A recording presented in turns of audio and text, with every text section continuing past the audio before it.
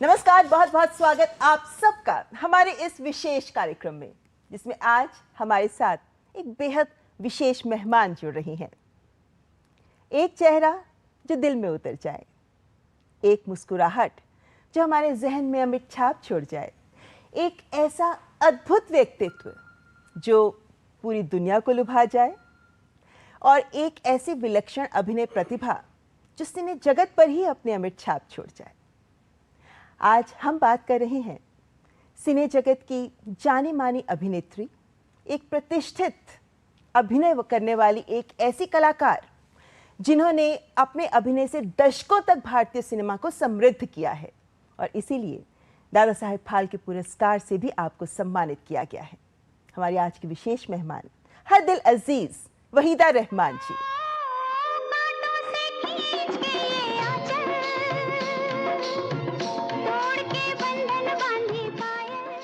सौंदर्य, अभिनय और मेधा का विलक्षण संगम। वहीदा रहमान भारतीय फिल्म जगत की उन महानतम अभिनेत्रियों में से हैं जिन्होंने कई दशक तक लोगों के दिलों पर राज किया। 50, 60 और 70 के दशक की क्लासिकल फिल्मों में अभिनय की विभिन्न शैलियों द्वारा उन्होंने एक अलग पहचान बनाई। 3 फरवरी 1938 को तमिलनाडु के चेंगलपट्टू में जन्मी वहीदा जी ने शास्त्रीय नृत्य की शिक्षा उस दौर के मशहूर डांस गुरु तिरुचंद्राम मीनाक्षी सुंदरम पिल्लई से ली थी। यही वजह है कि वो अभिनय के साथ साथ अपने नृत्य शैली से भी दर्शकों का मन मोह लेती थीं। यूं तो वहीदा जी ने अपने फिल्मी करियर की शुरुआत तेलुगु सिनेमा से की थी, लेकिन उन्हें हिंदी सिनेमा में पहला ब्रेक 1956 की फिल्म सीआईडी से मिला। कहीं पे निगाहें, कहीं पे निशाना, कहीं पे निगाहें, कहीं पे निशाना। इसके बाद वर्ष 1957 में गुरुदत्त और वहीदा रहमान की क्लासिकल फिल्म प्यासा रिलीज हुई, जिसने भारतीय फिल्म इंडस्ट्री में नया इतिहास रचा।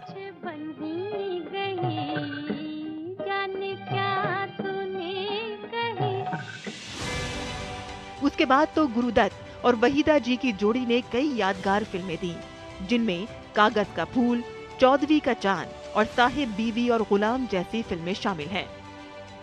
वहीं देवानंद के साथ की गई उनकी कई यादगार फिल्में उनके बेहतरीन अभिनय की मिसाल हैं, जिनमें गाइड, प्रेम पुजारी, काला बाजार, बरसात की एक रात जैसी फिल्में हैं।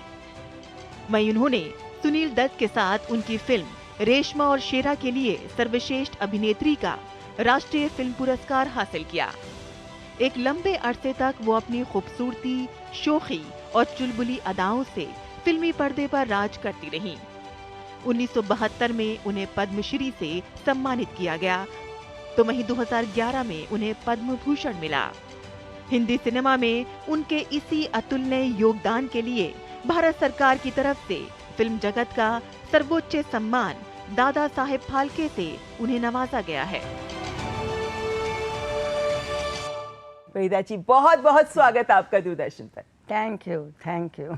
आप अभी भी वैसे ही ever gracious, evergreen, wonderful to have you with us Waheeda जी।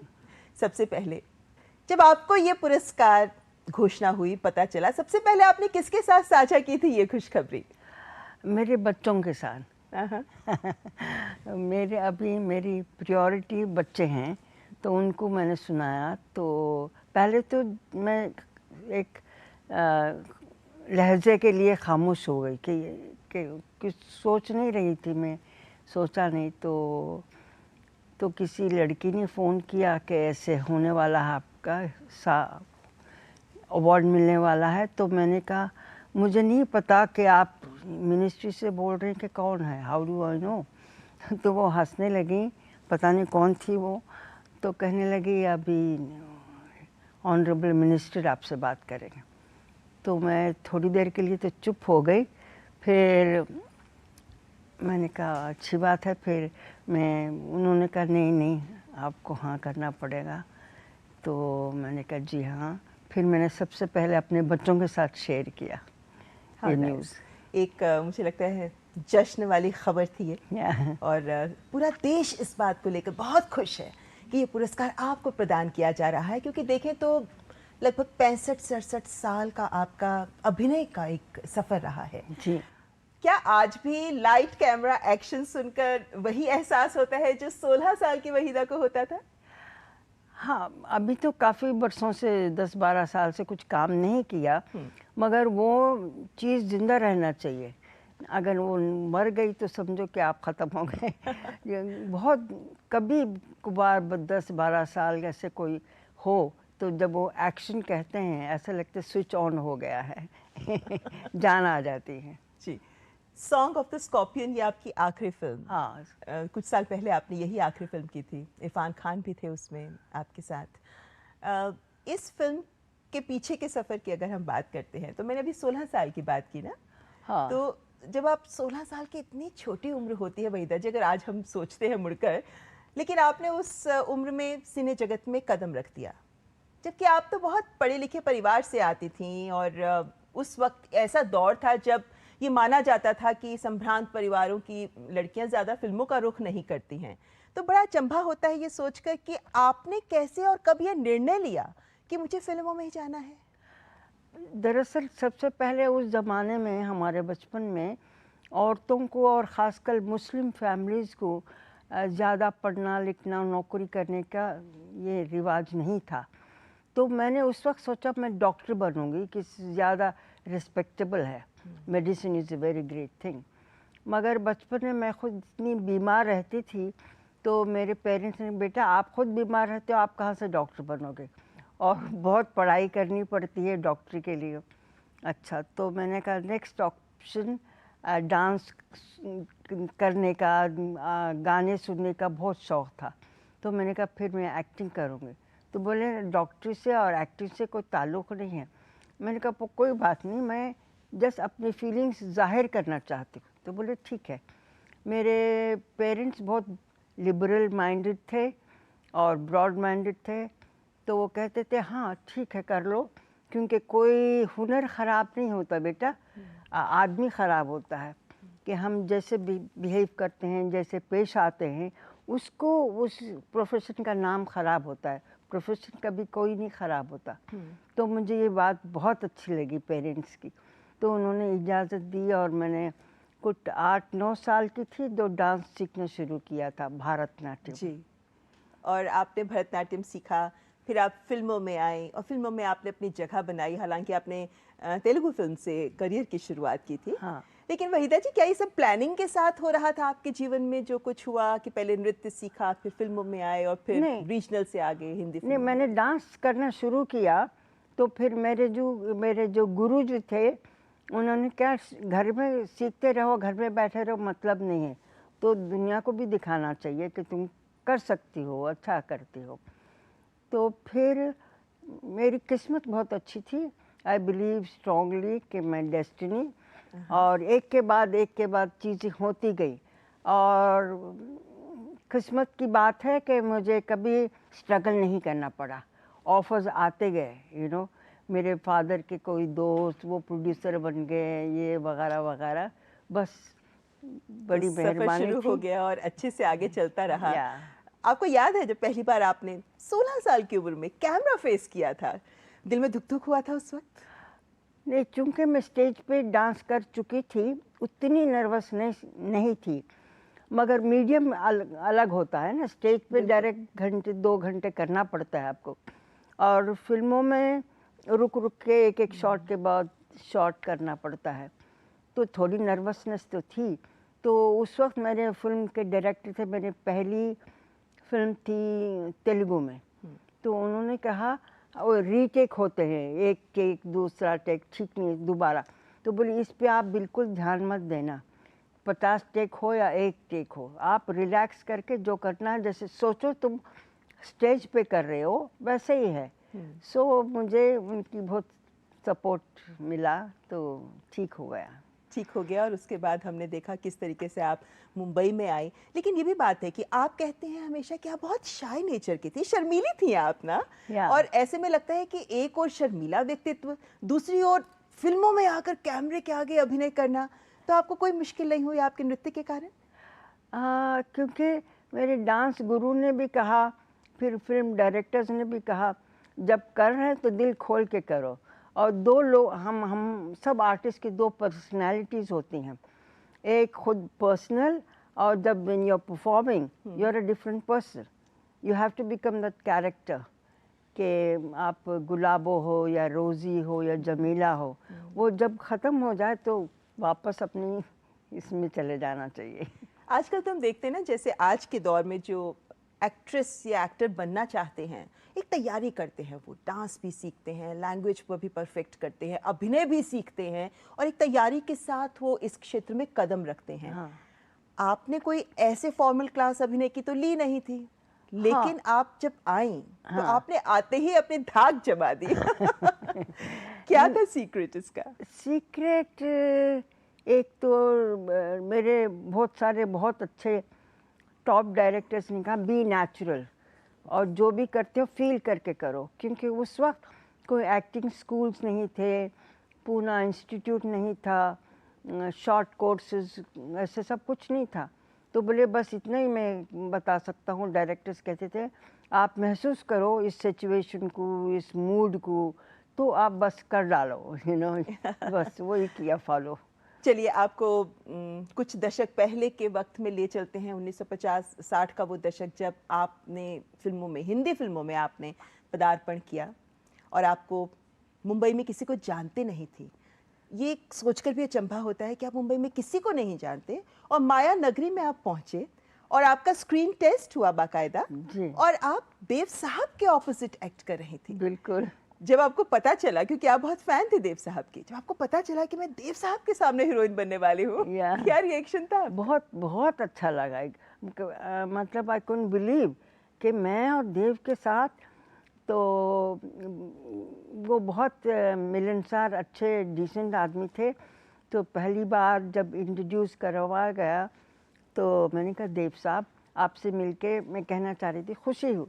तो कहने लगे देव साहब नहीं कहोगे तुम। मैंने कहा आप मुझसे बड़े हैं और इतने बड़े स्टार हैं, ये मेरी पहली पिक्चर है और मैं इतनी बदतमीज़ नहीं हूँ कि मैं देव कहूँ। बोले नहीं नहीं तुमको बुलाना पड़ेगा, नहीं तो आई डोंट फील कंफर्टेबल, ऐसा लगता बहुत दूरी है। हाँ। तो I want to be friends with my co artist. मैंने कहा अच्छी बात है। आपने जब एक्टिंग का अपना करियर शुरू किया, उस वक्त का क्या दिनचर्या होती थी आपकी? कैसा माहौल होता था सेट्स पर?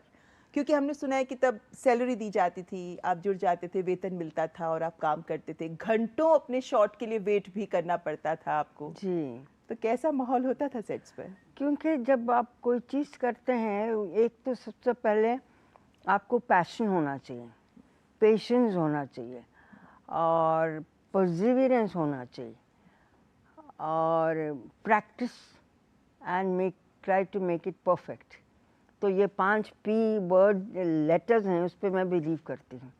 मेहनत करनी पड़ती है दिल लगा के, पैशन के साथ, तो फिर अच्छा हो ही जाता है। तो सेट्स पर मस्ती होती थी को एक्टर्स के साथ? उस वक्त क्या था, हमारे जो मेकअप रूम्स थे बिल्कुल अच्छे नहीं होते थे और कोई वॉशरूम तो होता ही नहीं था स्टूडियो में। Can you believe that? और आजकल ये वैनिटी वैन्स हैं, ये बहुत मदद, ऐशो आराम बहुत है, उस वक्त नहीं था।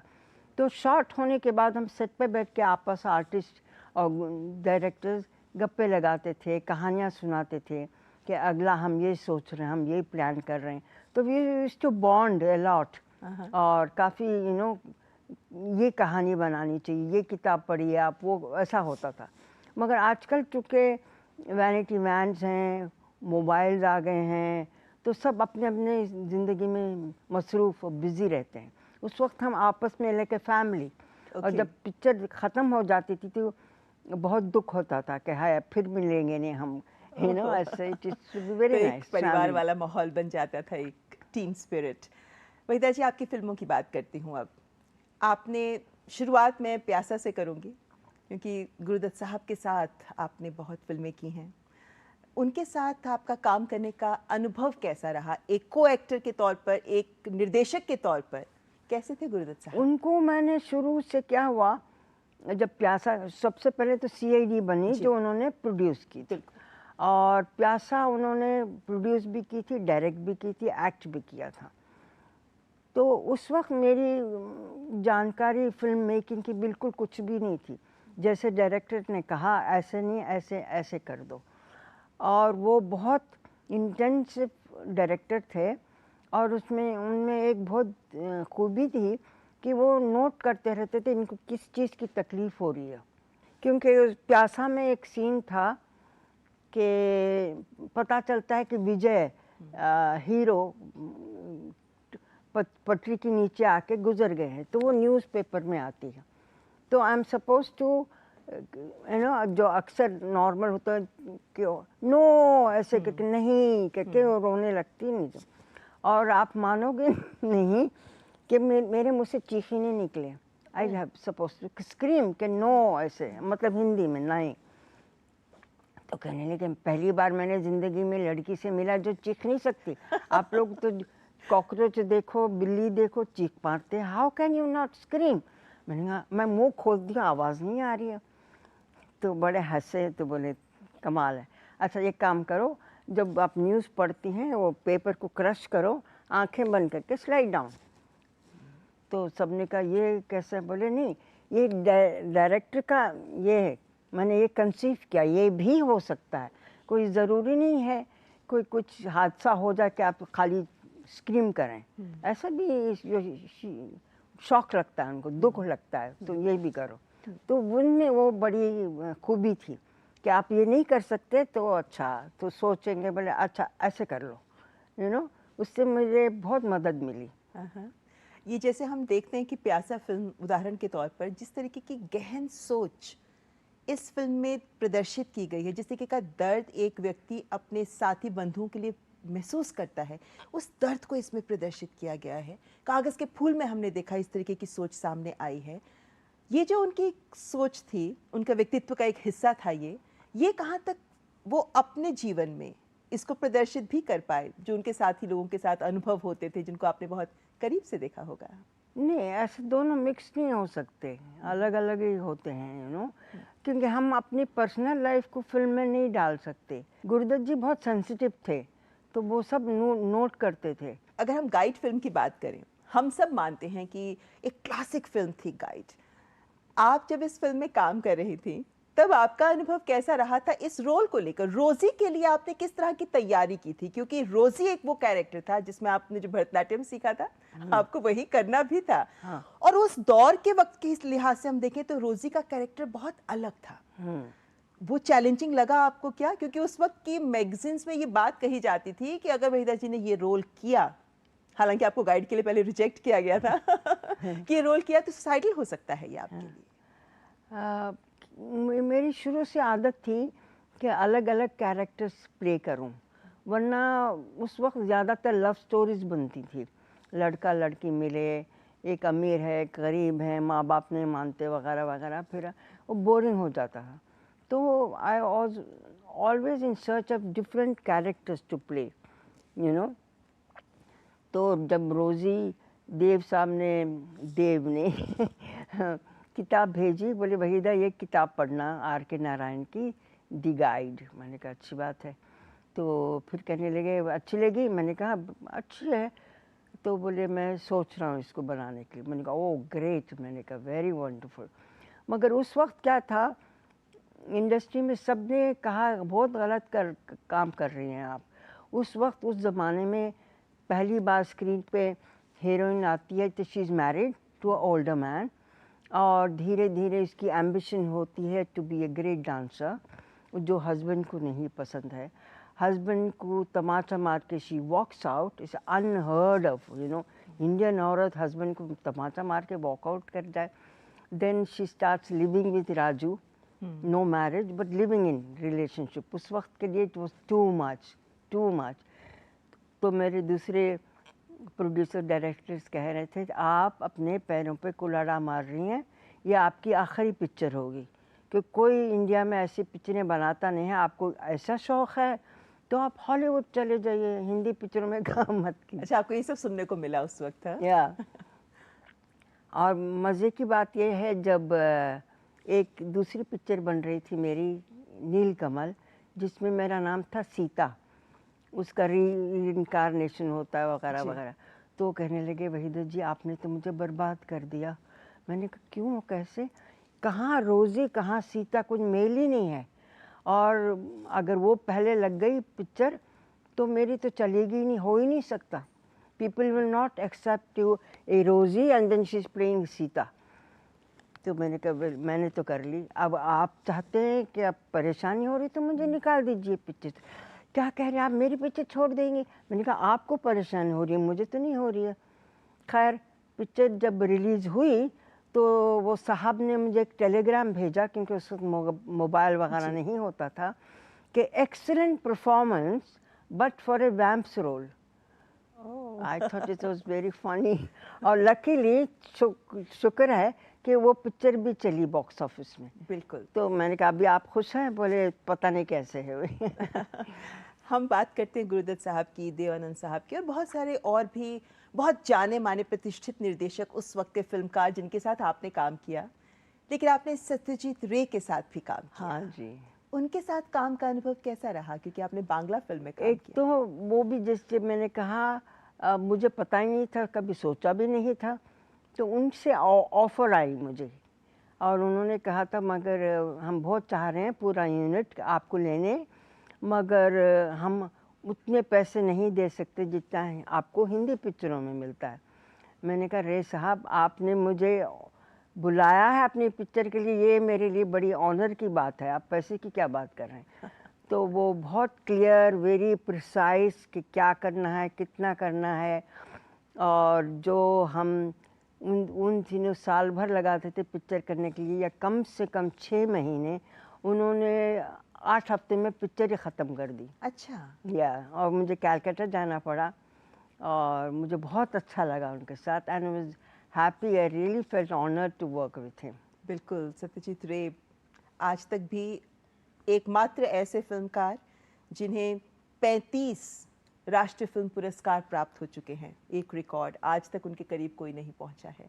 वहीदा जी इतने सारे किरदार किए हैं आपने, इतनी सारी फिल्में की हैं आपने, क्या कभी कोई शिकायत रही किसी किरदार से कि मैं उसको और बेहतर तरीके से कर सकती थी? वो तो कोई भी आर्टिस्ट के दिल में हमेशा वो कशिश रह जाती है, I could have done better. आपने अपनी फिल्में आप नहीं देखती थी, लेकिन आपने जब चौधरी का चांद की अपनी लुक देखी, तो हालांकि सब चौधरी का चांद देखते हैं तो क्या आपका खूबसूरत चेहरा जहन में आता है, लेकिन आपको अपनी पहली लुक पसंद नहीं आई थी इस फिल्म में, हमने सुना है। वो एक पिक्चर मुझे लगी कि I have been photographed very well.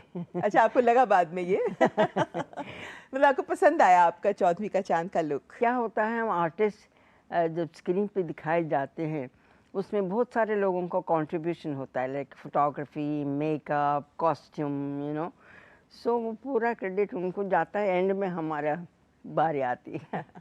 Waheeda जी आप ने उस वक्त दौर में जो फिल्में की थी वो अलग अलग रोल्स, खामोशी की बात करें हम, जिसमें आप नर्स की भूमिका में थी, और वो भी फिल्म कहते हैं अपने वक्त से आगे की फिल्म थी, जिस हाँ। तरीके के सब्जेक्ट को लिया गया था।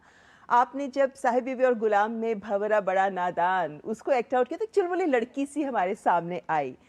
क्या ये कैरेक्टर्स, बहुत सारी फिल्में ऐसी भी होंगी जो आपने रिजेक्ट की होंगी, याद है ऐसी कोई फिल्में? क्योंकि ये हाँ। कैरेक्टर्स हमारे जहन में क्योंकि बहुत मशहूर हुए। या हम अक्सर आर्टिस्ट ऐसे कर लेते हैं, पता नहीं, खुद को नहीं समझ में आता, और क्योंकि दिमाग में कंफ्यूजन होता है कि करना चाहिए नहीं करना चाहिए, अच्छा होगा कि नहीं होगा। तो एक तो मैंने अंकुर रिफ्यूज़ की थी और क्यों क्या पता नहीं। फिर मैंने एक इंटरव्यू पढ़ा था ऑड्री हेबन का, उसको सुना, साउंड ऑफ म्यूज़िक की 6 मरतबा ऑफ़र हुई और 6 मरतबा उन्होंने रिफ्यूज़ किया। तो फिर उन्होंने लिखा था क्यों किया, मेरी आज तक नहीं समझ में नहीं आया। पिक्चर देखने के बाद ये क्या किया मैंने, इसको क्यों रिफ्यूज़ किया। So we tend to do that, we get Sound of Music confused. कितनी मशहूर फिल्म हुई, क्लासिक मानी जाती है हाँ। वो भी आज के दौर में। और उस वक्त के जब आप एक्टर्स की बात करते हैं, हम आपसे कुछ कहानियां, कुछ ऐसे अनुभव भी चाहेंगे कि आप हमारे साथ साझा करें। दादा मोनी के साथ भी क्या कुछ सीखने का मौका मिला और किस तरीके का व्यक्तित्व उनके साथ थे, क्या अनुभव रहे आपके? एक तो मेरे से बहुत बड़े थे, बहुत बढ़िया आर्टिस्ट थे, और सेट पे क्योंकि हमारे रूम्स में नहीं जाते, हम सेट पे बैठे गप्पे मारते थे, कुछ न कुछ वो शरारत करते थे। और मुझे उनसे ये सीखने को मिला कि जब कभी शॉट होता है, ख़ासकर क्लोज़अप, तब तुम लाइट लेने की कोशिश करो आँखों में। जब आँखों में लाइट आती है तो वो चमक आती है वो। और वो उनको डबिंग करना, उस वक्त डबिंग बहुत होती थी पिक्चरों की, तो उनको डबिंग करना बिल्कुल नहीं अच्छा लगता था।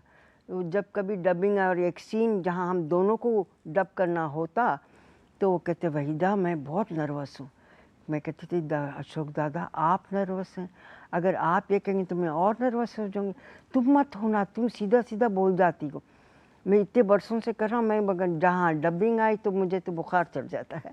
तो he was very very very sweet. अच्छा, आप जब एक एक्ट्रेस के तौर पर, क्योंकि उस वक्त तो एक दौर होता था जब बहुत फैंस होते थे और आपकी तो खूबसूरती के भी बहुत चर्चे होते थे, इतनी बेहतरीन अदाकारा थी आप, कैसे डील करती थी इन फैंस के साथ, इन चाहने वालों के साथ? उस वक्त का तरीका और था, क्योंकि वीडियो, यूट्यूब, टीवी ये सब तो कुछ नहीं होता था। वो डायरेक्टली आके मिलते थे और मोस्टली ज़्यादातर वो लोग तस्वीरें लेके घूमते, फोटोग्राफ्स, उस पर ऑटोग्राफ लेने के लिए। अब उल्टा हो गया, वो सेल्फी लेना चाहते हैं। जी। अच्छा, आप कभी क्योंकि आपकी शर्तें तो होती ही थी कि आप कॉम्प्रोमाइज़ नहीं करेंगी, आप कपड़े अपने पसंद के पहनेंगे वरना नहीं करेंगी, लेकिन आप क्या कोई और नखरे भी दिखाती थी? कभी कोई हंगामा करती थी आप सेट पे? कभी कोई ऐसे इंसिडेंट्स हुए आपके साथ? नहीं, ऐसा हुआ कि जब कभी मैंने ये नहीं पहनूंगी, ये नहीं करूंगी, उसका लॉजिकल रीज़न होता था। तो थोड़ी देर के बाद डायरेक्टर, को एक्टर तो थोड़ा नाराज़ तो होते थे, फिर थोड़ी देर के बाद कहते बात तो सही है तुम करें। जैसे 16वां साल एक पिक्चर थी जिसमें ऐसा सीन था, मैं खुदकुशी करना चाहती हूँ, देव आके मुझे बजाते हैं, फिर कहीं धोबी के पास जाते हैं, गीले कपड़े निकालो पहनो। तो एक पर्दा डाल के हम दोनों कपड़े बदल रहे हैं, तो वो पूछते हैं आपका नाम क्या है? मैं कहती हूँ लाजवंती। ओह, तभी आपको इतनी लाज आती है? मैंने कहा। तो डायरेक्टर ने कुछ मुझे ऐसा ब्लाउज ऐसा दिया था वो विच वॉज वेरी रिवीलिंग उन ज़माने के लिए। और लाजवंती है, 16 साल की लड़की है, पिक्चर का टाइटल भी 16 साल था। मैंने कहा मैं ये नहीं पहनूंगी, I am not feeling comfortable, और लॉजिक भी नहीं है। तो डायरेक्टर साहब नाराज़ हो गए कि आप मुझे सिखाएंगी कि लॉजिक नहीं है?